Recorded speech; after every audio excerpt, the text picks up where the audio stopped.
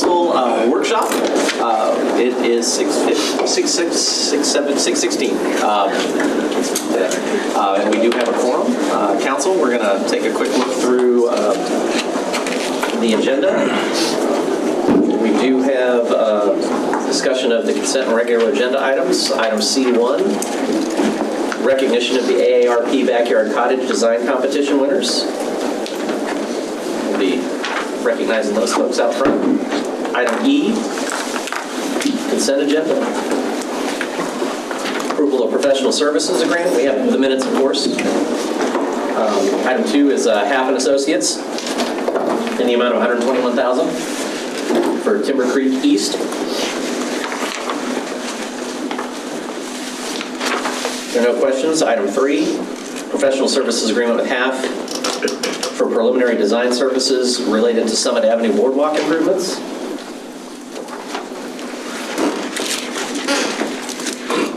Item 4, interlocal cooperation agreement with LISD for open access to public schoolyards, expanding our 10-minute walk to a park score.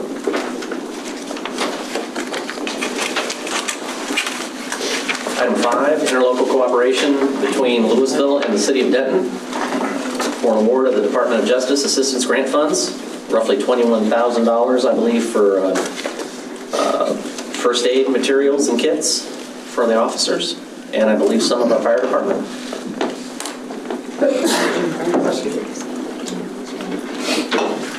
Item F6, resolution of the City Council casting our 153 votes for candidates for the DCAD. Happy to have some conversation. Staff has put a vote tally out there for us. I think based on what I'm seeing on the current votes and historical numbers, I'd like to get Alex and Ann, make sure that they make the cut. I believe with Frisco being kind of the big chunk of numbers that are still out there, I think those will probably end up going to Rob Altman just because he lives up in that area and probably knows those folks best.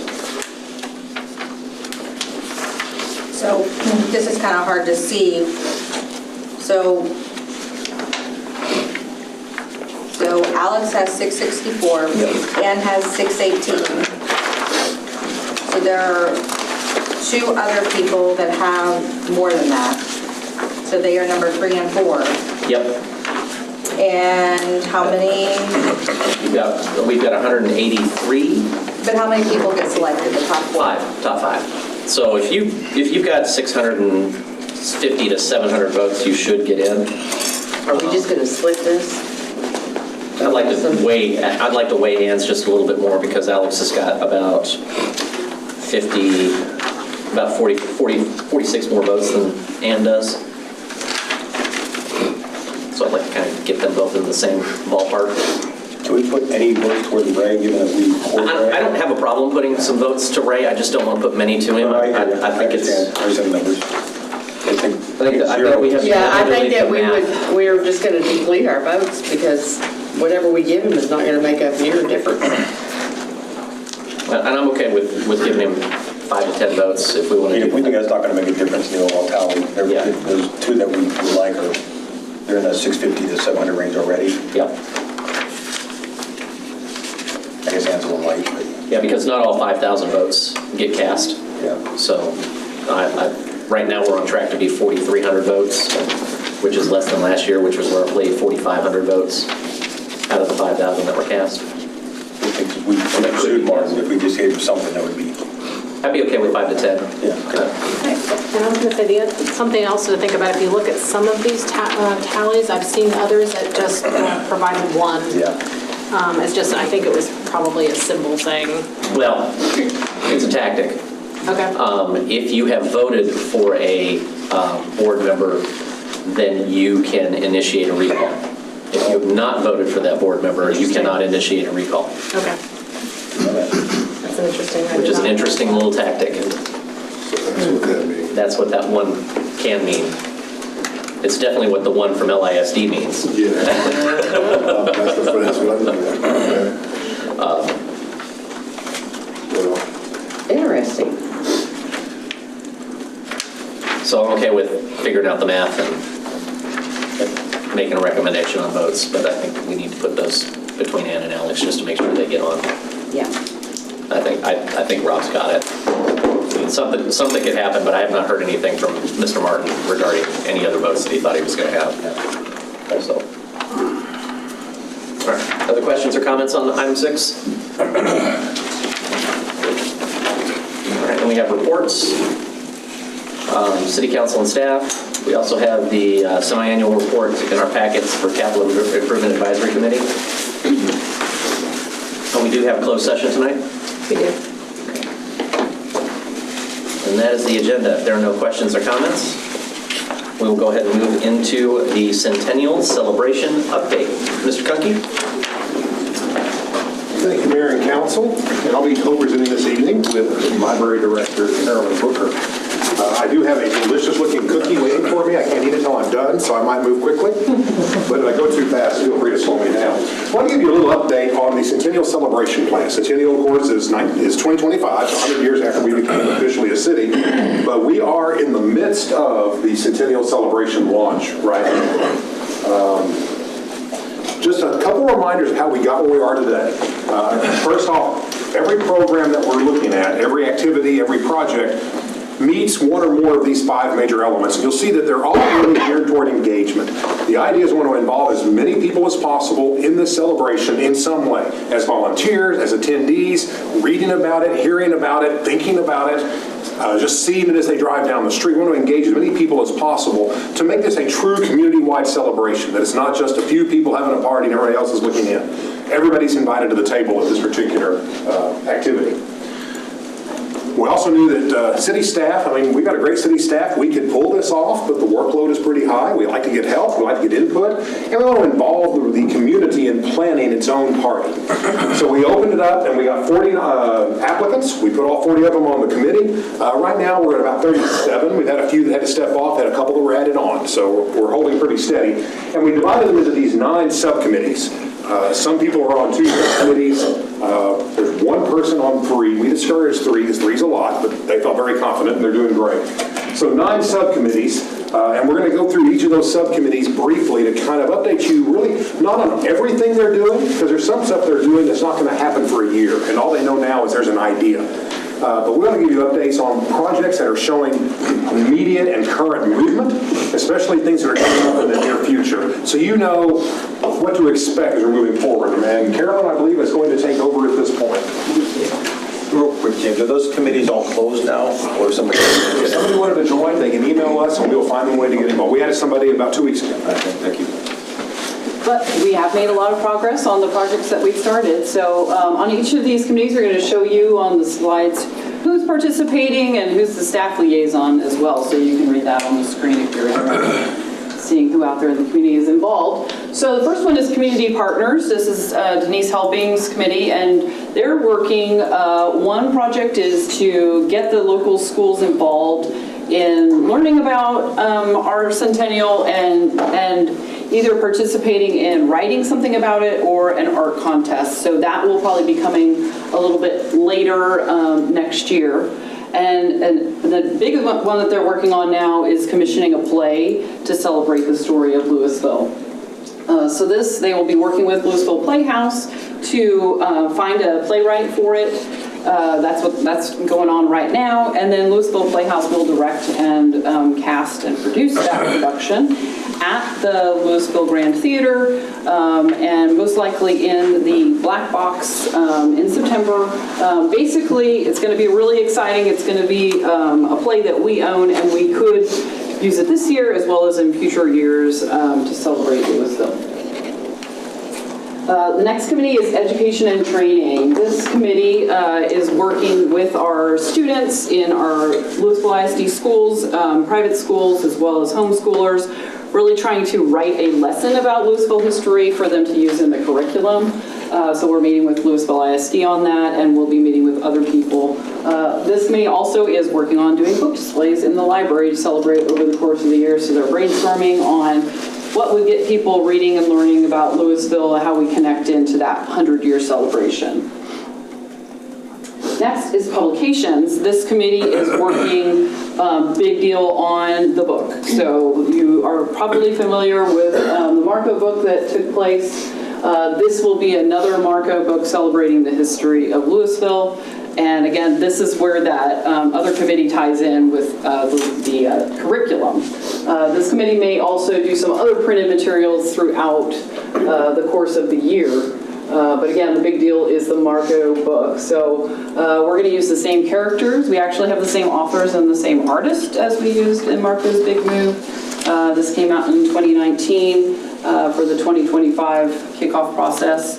And they've already brainstormed quite a bit on what to include in the book, kind of have passed that over to the artist to now make the magic of the Marco book.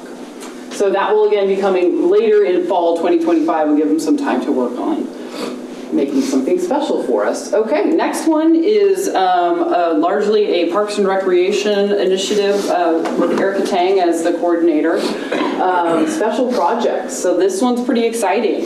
They're hoping to do a lot of tree plantings over the course of the year, an outdoor photo prop, an opportunity to get out there on social media with our residents, the Heritage Walkstone, which is coming very soon, and then we'll be working on naming the Timber Creek Trail extension to commemorate the centennial as well. So a little more details on that. The trees, we're hoping for lots and lots and lots of trees. We started with the idea of 100 to celebrate the centennial, but we may do up to 2,025 trees. We'll see what we can do. This was going to take place during several plantings, definitely on November 7th. And as soon as this weekend, we may start selling memorial trees to the community to be put into groves to celebrate the centennial. So look forward to seeing more on that. We'll also be doing a photo prop, potentially at Lewisville Plaza, and this will be, something to celebrate the centennial, something to take photos with. It'll also cast our community into a good light because you can see it in the background. It could be up for just a year, but we're hoping for, depending on cost and materials, for it to last much longer than that. And then I'd love to show you the picture, but we are hoping for this to be done by Colorpalooza. So here is a rendering of what it could look like. Obviously you can sit on the lower section, you can stand in the middle to be framed by the look. It's got a version of the logo in the top right corner with a celebratory cake, and that could be removed and changed out in the future with other celebrations like Colorpalooza or Western Days. That could be just kind of attached there, something different could be attached. The other thing they're working on is getting this stone marker installed on Church Street, right on Wayne Ferguson Plaza. So this is like just an example of the one that we already have put in, and this has the stone in the background and everything. And this is what the new version will look like, just kind of a mock-up for you to see. The new ones are white? No, it doesn't have the stone. It's just just the graphics. Okay. It's just a printer proof. Okay. Yeah.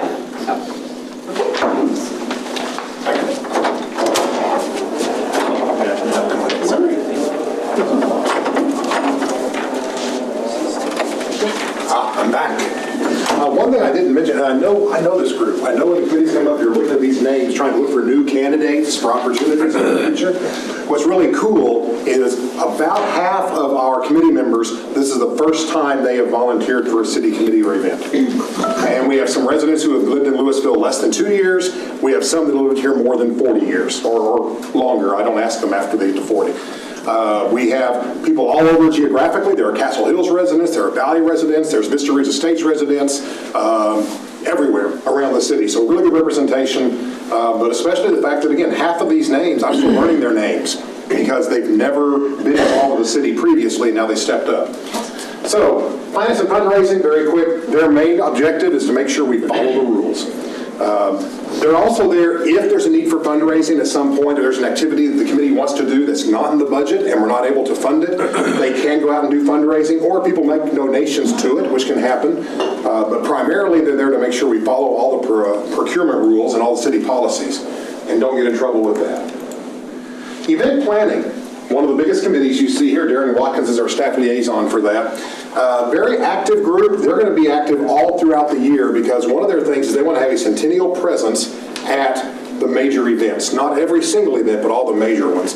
That includes having a parade float in event parades, and then also a community picnic I'll tell you about in just a minute. This is a cool citywide event that they are putting together and with our friends in PARD. So the Festival of Presence, they didn't just want to have a booth where you can walk up and say, howdy, tell me about the Centennial. They wanted to be actively involved and engaged with the residents who attend the festival. So they want to have an activity. For example, at at Western Days, they were planning to bring back the Stick Horse Rodeo. Remember when we used to do that? That was a great thing. Kiwanis Club did that for a number of years. They're planning to bring back the Stick Horse Rodeo. And then at Colorpalooza, we don't know for sure, but there might be some changes with the Chalk This Way. Just because of staffing, manpower on the volunteer side. And so this group might take over the children's chalk area. They're looking at Red, White, and Lewisville to see what activity they can do there. But they don't want to just stand around and hand out flyers, even though flyers are great. They want to actively be doing stuff, and so they found ways to make that happen. Parade float, you'll see a rendering, and this is a very simple rendering. It will be a lot more ornate than you see here. The parade float company we use is the only one within distance. One year we brought one in from Chicago. That was a bad idea. So this is the only one in this market. They do every parade that has floats in this market.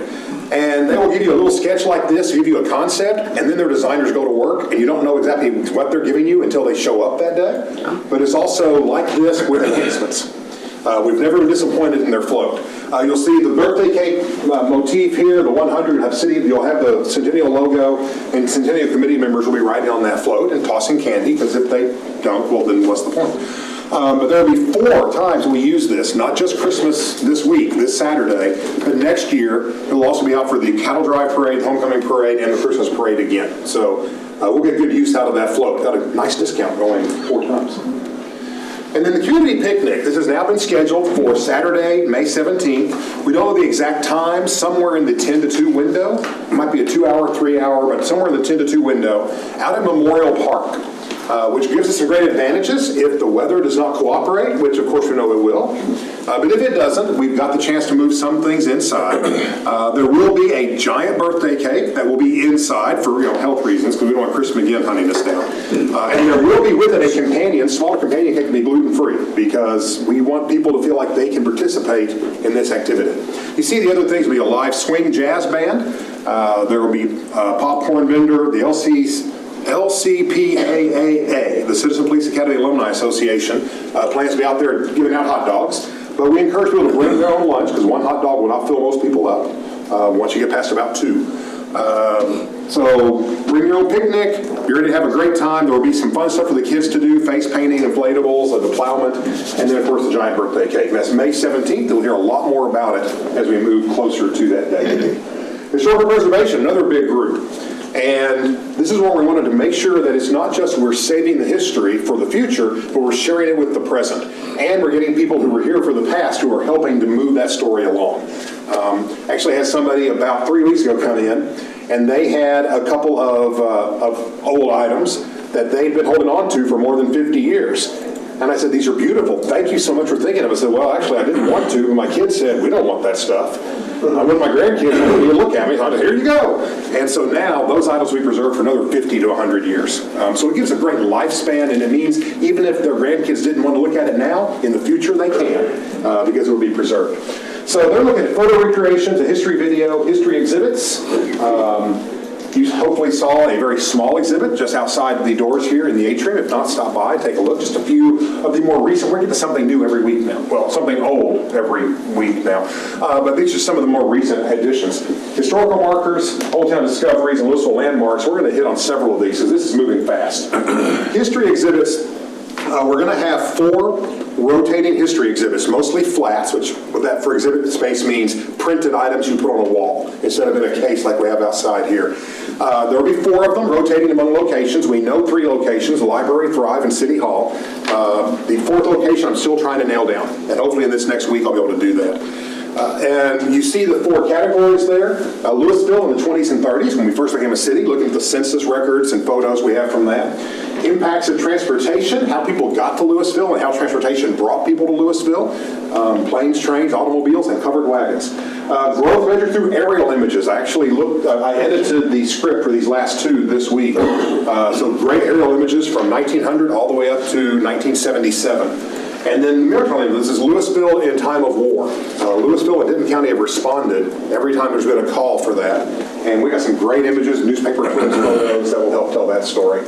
There will be a larger exhibit, a long-term exhibit, based on farming and ranching that will not debut until probably spring or early summer at the Visitor Center. It will replace the current lake exhibit. But these other four, if I get a fourth site, will open on January 2nd or 3rd. First is a holiday, 2nd or 3rd, and then every 3 months they will rotate. So you can go see all four on the first day or just stand in one spot and wait till they come to you. And we do have a professional curator who's designing all that for us. That's not a skill set I've developed. Old Town Discoveries. This one's cool. So there are buildings in downtown that are not what they used to be, or they're not there anymore, but we still talk about them and remember them. You see some examples there. Lewisville State Bank, that's the two-story brick building on the southwest corner of Main and Mill. We look at it all the time. Has not been a bank since 1955, but we still call it Lewisville State Bank building, right? And people don't know the story behind that. On the other hand, look at First Baptist Church. Well, First Baptist Church is right over here now where 7 Mile Cafe is. And then, well, it moved around, but that was the main one people talk about. It's been gone a long time, but it's in a lot of old photos, and people still talk about the Baptist Church being there. So we've selected through the committee 10 locations. We're going to start with this self-guided Old Town Discoveries tour. They hope to add probably 10 to 12 more next summer. We're doing that research now. So these 10, they'll have a sidewalk marker. Eventually it could grow to something else, but these are sidewalk markers. They're vinyls. Then you walk up, you see the marker. It tells you this is the, Old Town Discoveries for Jacobson Hardware. You scan the QR code, it goes to a website that shows you photos, newspaper clippings, stories, history of that site. We'll keep adding to that over time. Right now, there's not audio component, but there will be. We're reviewing 4 or 5 different options, from recording our own all the way up to fancy schmancy AI stuff. We haven't picked one yet, but within the next 30 days, we'll have audio on these as well. And I will add, even though it's a self-guided tour, and we have a printed map we'll start giving out this Friday at the Stroll, on Saturday morning at 10, there will actually be a guided tour of these 10 sites, limited to 35 people, because you get 100 people, what do you do? But we're going to do a guided tour, and if that's successful, we might do more of those during the year. Those were landmarks. This actually was started back in 1999-2000, as part of the 75th anniversary. But I know there's 2 they put out, and then after that, apparently the placards were misplaced, so they stopped doing them. Well, we found the placards. I have 18 of them in my office. So the committee is going to open applications in January, run it through April, looking for buildings. It's going to be in the Old Town area. There's nothing that old in other places, or not many. There's a few. But older buildings that have historical significance. Somebody, significant to Lewisville lived there. Some significant event happened there. It's architecturally significant. It reflects the time period. They'll take applications January through April. We will go out and solicit applications from certain buildings that we know we want to include. This will be primarily residential, but some commercial, because the Old Town Discoveries, is primarily commercial. So this will include, for instance, the Huffines House. Already has one of these placards, but it'll be on the self-guided tour once we're done. There are people I know, I keep kind of glancing this way, who live in a house that happens to be old and have a historic person who used to live there. We might solicit an application from that. They'll do that, and then May, June, July, the committee will evaluate them. They'll select their 18. My hope is we have more than 18, so they have to do some hard, gritty work. Their hope is they have exactly 18, so it's easy. We'll see who wins that. And then in August, planning a recognition reception at the Grand, most likely. They might move to early September, depending on when the play gets performed. But we're looking at August, kind of fill a gap in the calendar, to recognize the recipients and give them their placards that look like this. They're about 8 inches across, and then work with them on how to get those installed. The understanding being you're going to be on a self-guided walking tour that says, do not try to go inside this building, but look from the outside. So you might have people walking by and looking at your house. And if you're not comfortable with that, then this probably is not for you. So, Memorabilia Subcommittee. 2 things they're working on. One is merchandise to sell, Centennial branded merchandise to sell at events, at Thrive, at the library, and at the Visitor Center. And the second thing is branded giveaway items. For example, we've got some stickers we're going to be giving away at Stroll this weekend. We also, at the community picnic on May 17th, we're looking at having kind of a really cool little giveaway item for the first, say, 100, 150 people who show up. And that'd be incentive to, show up, but also show up early. So, and you see the list there, and that's liaisons are Dee Dee Plantis and Christina Barrera. They already have, we're going to sell these in batches. The idea with the merchandise is we don't want you to come in on the first day, buy everything, and then you're done for the year. We also don't want you to come in, look at it, and say, I'm going to wait until next year to buy it just because I feel like waiting. No, what you see on sale this weekend at the stroll, when that stuff's gone, it's gone.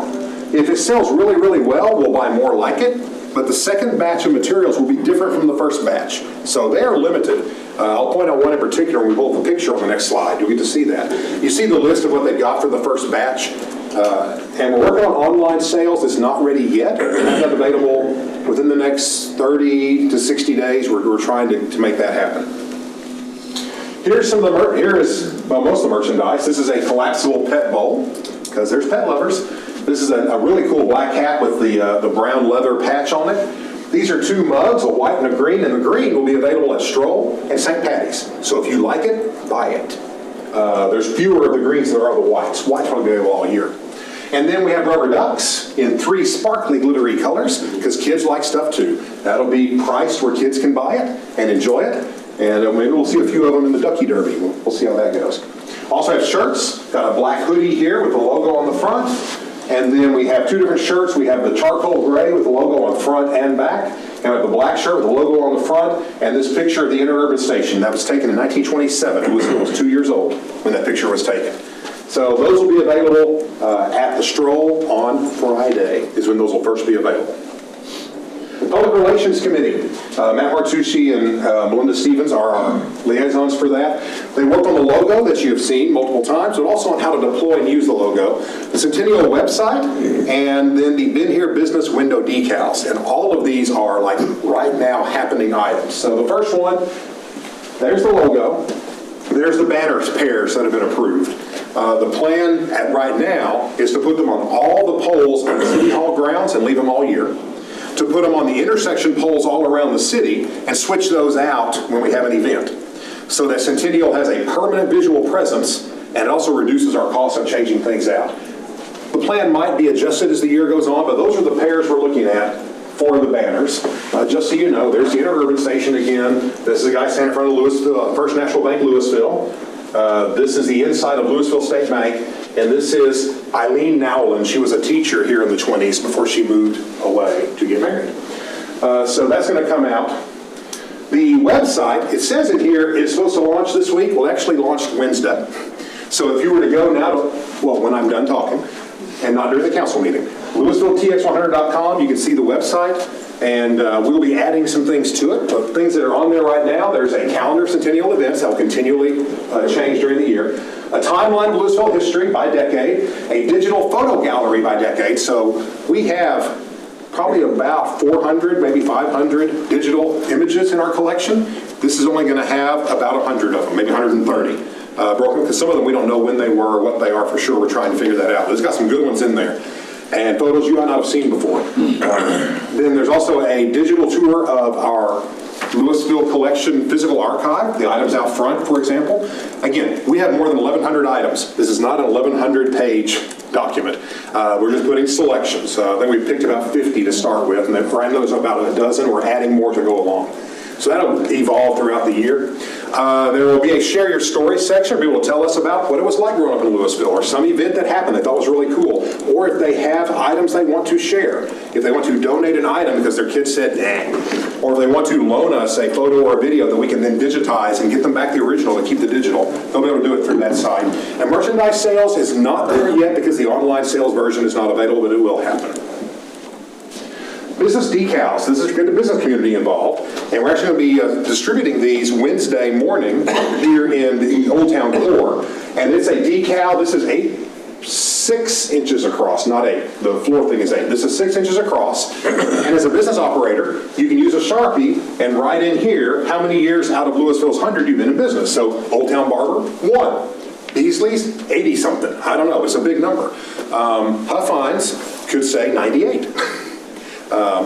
Some people might cheat and write a big number. Oh, we're not going to audit the numbers. We don't care. They put this. We're going to ask them to put this in their front window just to remind people the Centennial and business community has been a part of the growth of the city. And then extra projects. These are things that are not technically part of the Centennial project, but other groups in the city have added these in.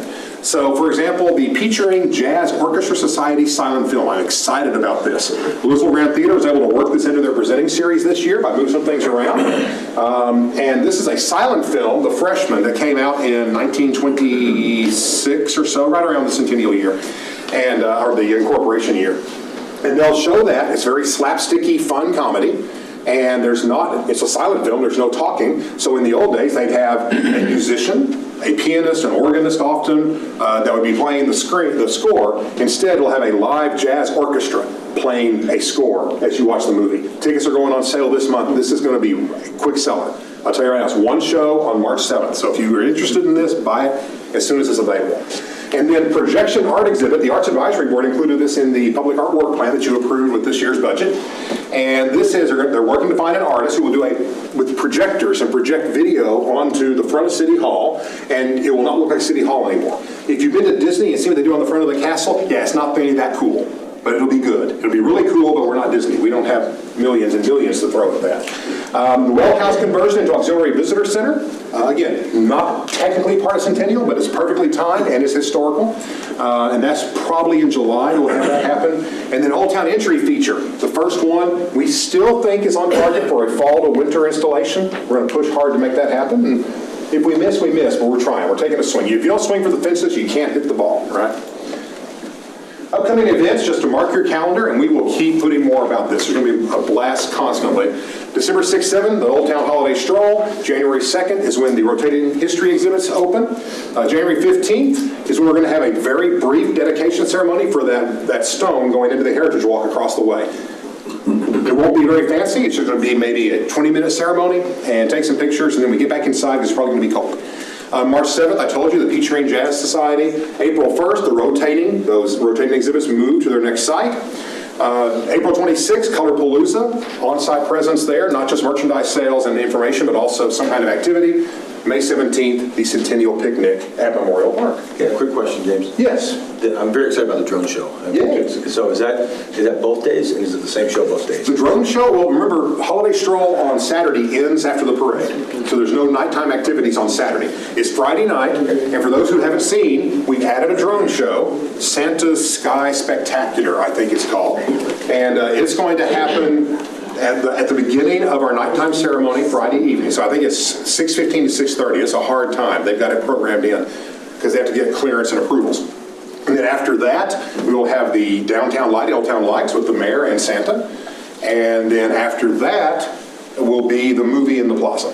So that's going to happen 6:15 on Friday night.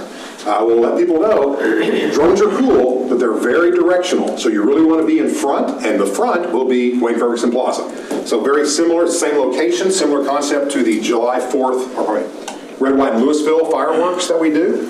The best place is the plaza or Church Street City Hall Plaza. If you're trying to watch from somewhere off in another direction, you'll see drones and you'll see lights. You won't have a clue what they're telling you. There might be some foreign language or some alien glyphs we've never heard of.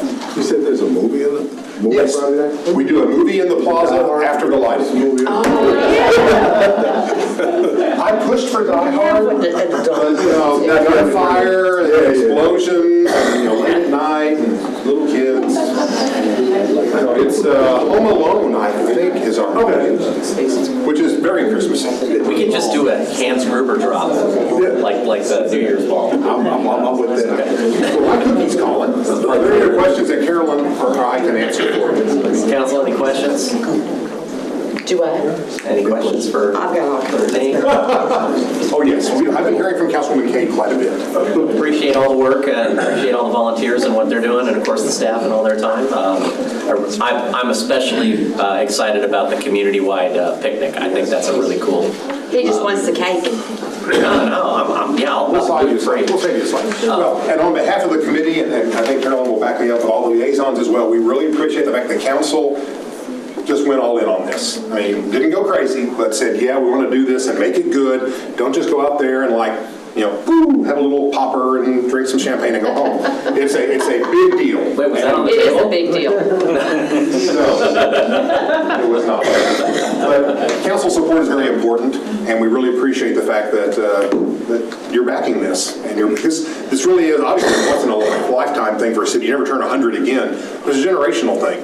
The employees working on this now, most of them will not be here for the 125. And none of us will be here for 200, I don't think, unless something happens in modern medicine that I'd welcome. So far, so good. Yeah. So this is a generational thing. The people who are involved in it are taking it very seriously because they realize the weight. This is never going to happen again, and they're a part of it. And somebody hired next, in 26 missed it. They got to hang around 24 years in order to get to the next one. James, just really quickly, Yes. I really love the stuff that you're doing with the documenting all the history and stuff. I assume that the plan is to have that be not just throughout the whole year, but also go beyond. Yes. Both of the tours. I'm sorry. I was just going to say, are we going to have some sort of permanent signage for? So both the tours are intended to be, ongoing, where you can add to them anytime you want. You can make adjustments. They'll always be available. In terms of permanent markers, we're starting with something simple to see if people respond to it, if they like it, if they use it. If we look and nobody's scanning the QR code, we're spinning wheels. We've looked at doing signage up and down Main, but the density of the buildings works against us there. Because there's so many of them, if you put a pole sign at every building, then you're dodging pole signs. If you put it on the building, you got to get permission from the building owners, most of which would say sure, some of which might be a little bit more difficult.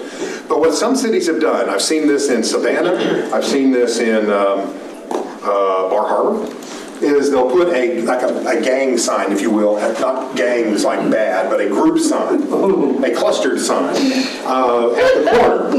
Nice promotion. We're not putting gang signs around. I'm not, if you heard on the video, I'm not putting gang signs out. No, a clustered sign, kind of like you see at shopping centers. But it would be nicer. You'd put it at, say, Main and Middle, maybe at the southwest corner of Main and Middle in front of Lewisville State Bank. And it shows a little diagram of the block, and it labels and says, in this block you will see these cool things. And then you have to scan to read about them because there's not been a detailed sign for each one. That's something that we think is very workable. The building by building there's ways to do it, it's just harder. But no, we're way open to that. It's just going to be a post-centennial decision. Yeah, and I would say, I think if the signage during the centennial is, I think a picture always helps get a QR code to get scanned, right? Like if it has a picture. I don't know if that's in the plan. I don't know if we're able to do that, but whatever we look at doing beyond that, I would hope would have lots of pictures. I agree. History's my gig. I love the history part, probably more than anything else. And I love my whole job, but the history part for me is the fun part. That's like the sandbox. And so the intent of these tours is that we can build on them and make them better as time goes on, that make them good up front, and then work toward making them great. And so any ideas like that, we're open to them. It's just, for now, this is what the committee said. Let's try this and see if people like it. Okay. You know and what? then you can go to Ronnie Cade's house in her attic and go through all of her boxes because she's got. She brought me a box today. I'm just going to stay in my office. She's going to bring You me a box. had the box of when we redid the well house. Yes. Yes, all that the whole presentation is hilarious compared to now. So yeah, I've If got- y'all don't know, everything was typed out and then pictures were pasted on the pages. Yes. We didn't have computers back. Blue is the enemy of First time. historical archivists. But this logo right here, I was telling Claire, Yes. this would be awesome for a t-shirt and whoever bought it could write their numbers in there. I will share that with the Memorial Committee. Because I mean, I would have one for every member of my family. I like that. I had to drag the committee away from, they wanted to have 2 black shirts and a black hoodie. I said, listen, Lewisville's not really got a golf history. We can't just wear black. Give me some color. And they gave me charcoal gray. I'm like, well, that's a start. It's a start. I wanted to mention that the library is looking at doing buttons with that, what is it called? The decal. Decal, yeah. So you would be able to make your own button and type and write your number. Yeah, I forgot about that. That's I should have had the t-shirt. we're always looking at new ideas. My words of the committee was, if it's free and it benefits the city, the answer is probably yes. Really? So. That's good. Thank you, James. Anything else? Thank you, James. I mean, if you're looking for a name for the play, we can How the Lake Was Won. Just to, Or lost? How the Lake Was Won. Or Just lost? stick it to a name. That's funny. That's my good idea for the year. You ready to go back to sleep, honey? All right. With that, we are going to put this workshop in adjournment, and we will reconvene in a regular session in about 4 minutes.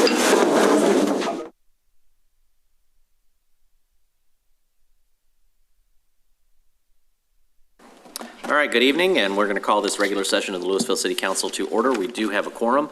First up on the agenda tonight is the invocation with Mayor Pro Tem Patrick Kelly.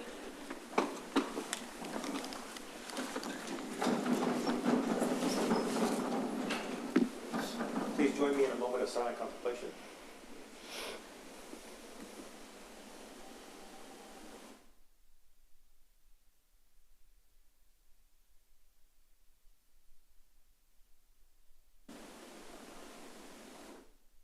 Thank you.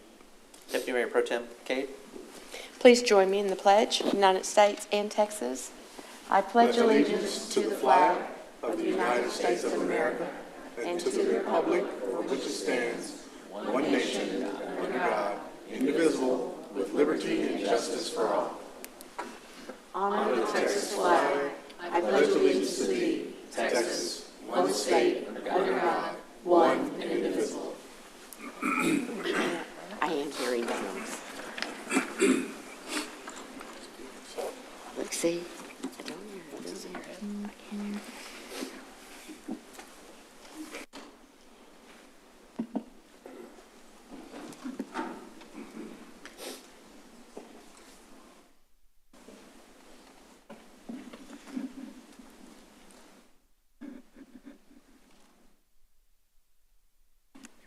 All right. Well, I want to thank everybody for being here this evening, and tonight we have some special presentations regarding our backyard cottage design competition.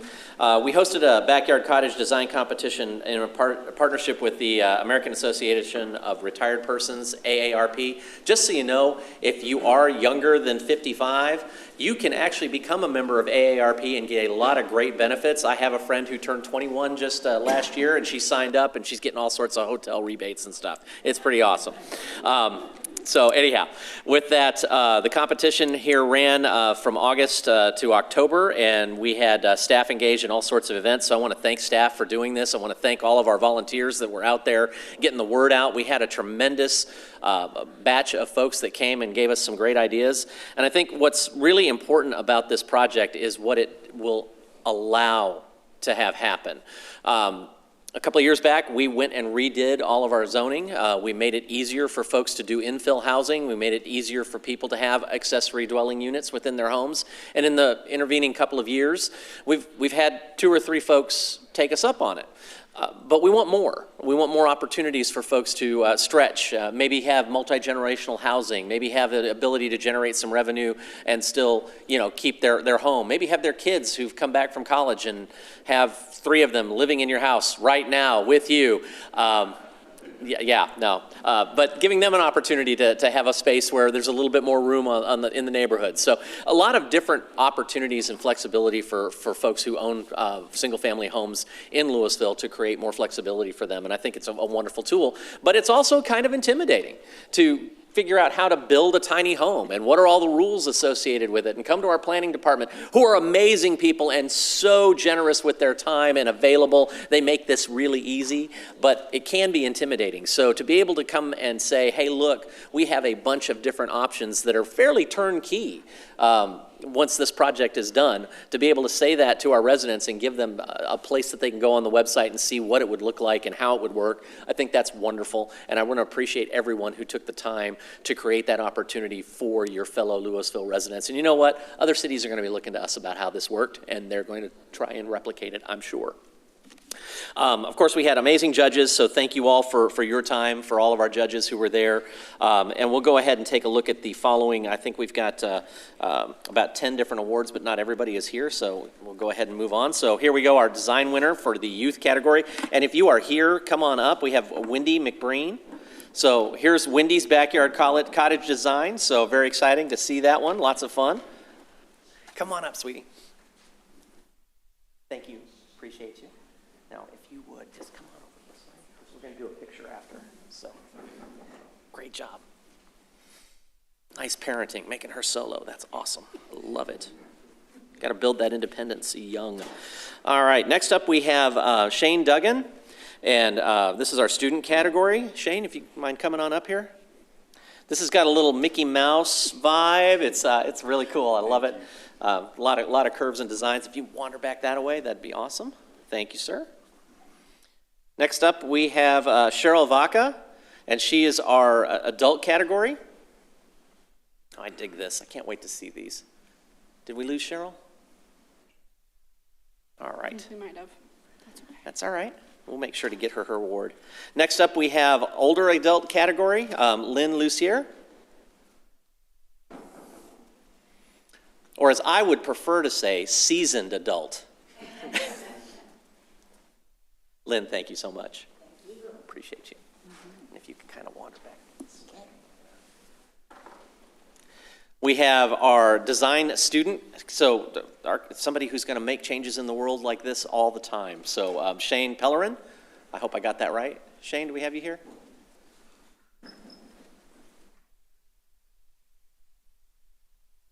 This one's neat with the sliding panels, it looks like. That's very cool. Appreciate it. Thank you. Great team effort. Awesome. Team Shane. I love it. Next up, we have David Lawson, design professional, with the Flex ADU.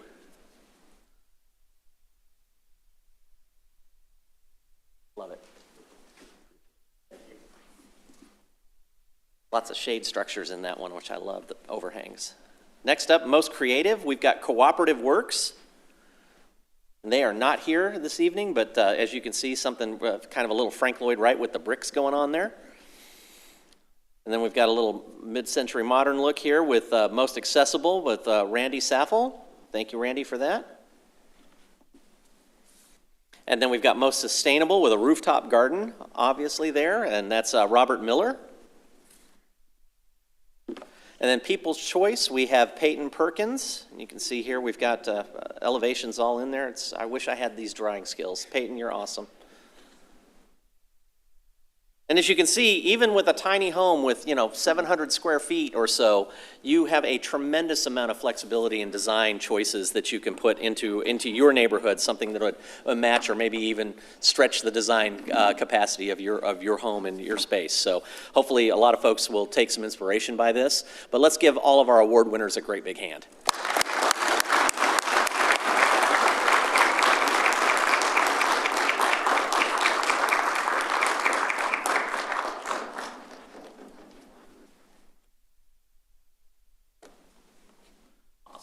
Thank you all, and we hope to see all of your designs actually built. I think it'll be awesome. So y'all have a great evening. Thank you.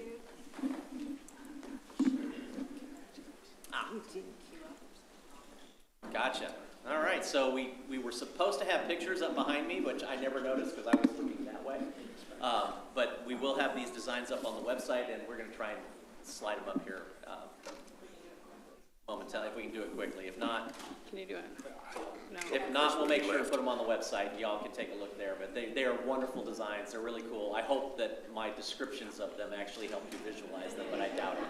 Yeah, I need moments. Yeah.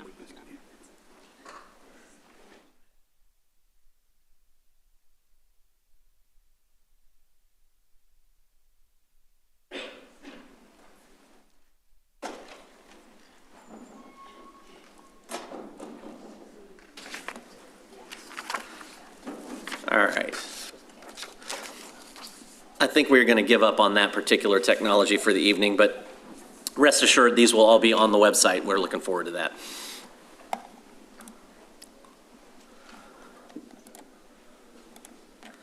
All right, next up, item D, Visitor Citizens Forum. Speakers must address their comments to the mayor rather than to individual council members or staff. Speakers should speak clearly and state their name and address prior to beginning their remarks. Speakers will be allowed 5 minutes for testimony. Speakers making personal, impertinent, profane, or slanderous remarks may be removed from the meeting. Unauthorized remarks from the audience, stamping of feet, whistles, yells, clapping, and similar demonstrations will not be permitted. In accordance with the Texas Open Meetings Act, the City Council is restricted from discussing or taking action on items not listed on the agenda. Action can only be taken at future meetings. I do not have any comments or comments for Visitor Citizens Forum. That's for specific. I'll just bring it to a specific. since they probably are all on consent, we'll go from there. All right, next up on the agenda is consent agenda. All the following items on the consent agenda are considered to be self-explanatory by the council, be enacted with one motion. There will be no separate discussion of these items unless a council member or citizen so requests. For a citizen to request removal of an item, a speaker e-comment card must be filled out and submitted to the city secretary. We do not have any comments to remove items. We did have an e-comment from Derek James asking about the professional services agreements with Half and Associates, and I would recommend that staff reach back to the individual about any comments on that. We already have, Mayor. Okay, thank you. With that, council, I'll entertain a motion to approve the consent agenda as presented. Move to approve the consent agenda. Second. I have a motion and a second. Council, if you please vote. Motion passes unanimously. Item F, regular hearing, consideration of a resolution of the City Council of the City of Lewisville, Texas, casting the city's 153 votes for candidates to serve on the Denton Central Appraisal District Board of Directors. Let's be clear, it's not Denton County, it's Denton Central Appraisal District Board of Directors, providing for submittal of same to the chief appraiser and providing an effective date. The City of Lewisville is being asked to cast its votes for the Denton Central Appraisal District Board of Directors. Lewisville is allocated 153 votes and may cast all of them for a single candidate or divide them among candidates as council so determines. Since numerous ISDs control the larger blocks of votes, it is very difficult to predict where Lewisville's votes would be best used. However, it is generally more effective to cast the votes as a block rather than dividing them up among candidates. Dividing the votes can dilute the impact. Votes are due by December 15th, 2024, and it is City Council consideration. It was recommended that the City Council consider the resolution as set forth. Council had been doing a lot of the math and been looking at various spreadsheets. If we give 96 of our votes to Ann Pomacall and 50 of our votes to Alex Buck, that will put the two of them even. And I didn't do the math on that, but that puts them at 710 or so votes apiece. So 650 to 700 typically gets you elected in this vote. I would also recommend that the remaining 7 votes that we have, we place with Ray Martin. He's a Lewisville resident that worked hard to go out and get votes, and doesn't look like he's going to make the cut, but he definitely made a difference out there. Mayor, can you repeat? 96 votes for Ann Pomacall, 50 votes for Alex Buck, and 7 votes for Ray Martin. How many? I'm sorry, the last one? 7. 7. For? Ray Martin. Oh, there he is. Okay. But of course, I'll take any other recommendations from council.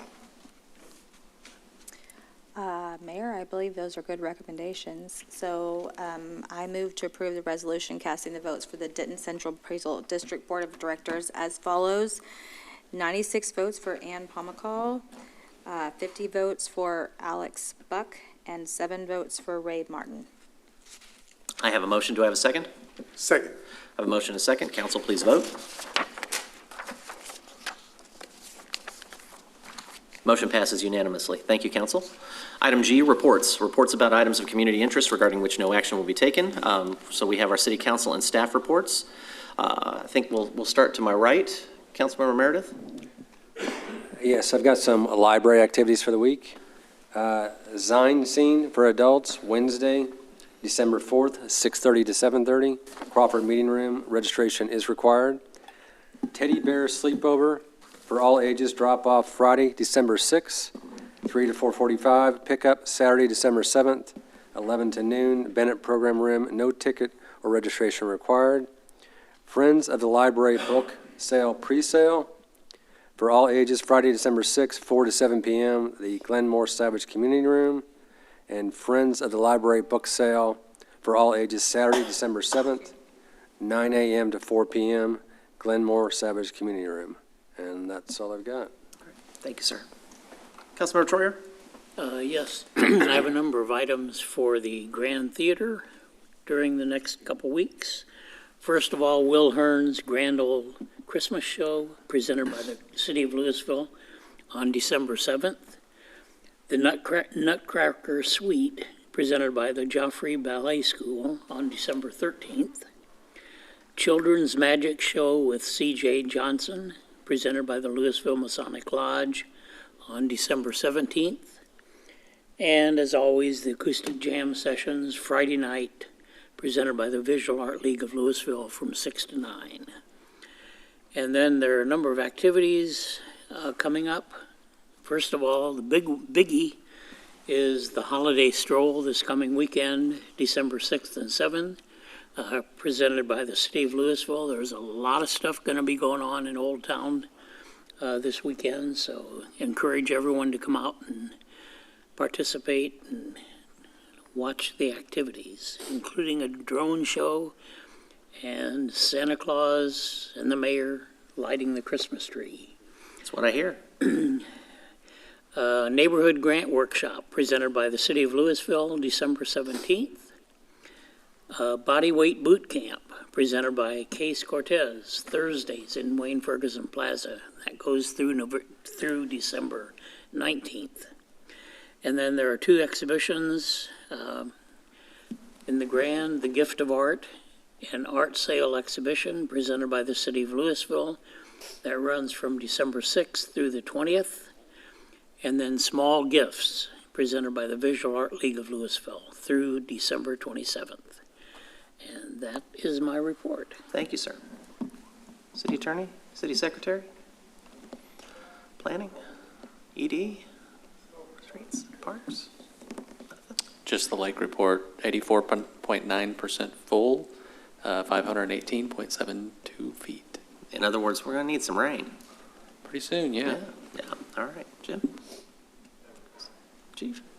It's that time of year again. As we celebrate the holiday season, we'll follow up the Old Town Holiday Stroll this weekend with the fire department taking Santa around beginning Monday, December 9th. So next Monday, a week from today, we'll hit the streets with Santa. We'll release the Santa tracker on our website and on social media this week, and so people can follow and see where he's at as we go. Awesome. Chief? So excited to reiterate about the drone show. I'm super excited about that. We've talked about that for a couple of years. I know Claire and I have talked about that a bit. So very excited about that. Get your spot on the in Wayne Ferguson Plaza for the best viewing. The parade on Saturday. Looking forward to seeing everybody at the parade. That's going to be fantastic as well. So as Councilmember Troyer mentioned, so much stuff going on in Old Town this weekend, both Friday and Saturday. Please make it a point to get down there. Lots of great stuff to do. Awesome. Thank you, sir. Councilmember Green? I was just going to remind everybody that our animal shelter is very full, and as we get closer to the holidays, there's a whole bunch of new best friends waiting for you there, looking for a home. So if you are looking for a puppy or a kitten or anything else in between, please go down to the animal shelter and get a new friend. Thank you. Councilmember Jones? No report, Mayor. Just looking forward to the holiday season. Hope everybody had a great Thanksgiving, and we'll have a great holiday season, whether you celebrate Hanukkah, Christmas, or Kwanzaa. I'd like to say ahead of time, for all the staff, I know how busy y'all are going to be this week and stuff, but this is one of my absolute favorite time of the year, especially in Old Town. So we look forward to seeing everybody out there, and stay safe until then. And you might think about, if you can't actually adopt one, you might want to think about fostering until we can get them adopted. And so that's always an alternative, but we're busting at the seams. And I'm telling you, I ended up with Ruby, and that was the last of my council videos there. But it was one of the best things that we did. Thank you. I have nothing else either, so we're going to go ahead and move into closed session. In accordance with Texas Government Code, Subchapter D, Section 551.071, consultation with attorney, legal issues related to the amendment of land use regulations, including but not limited to special use permits and other zoning text amendments for manufacturing, light intensity manufacturing, medium intensity manufacturing, heavy intensity, and warehouse distribution facility uses.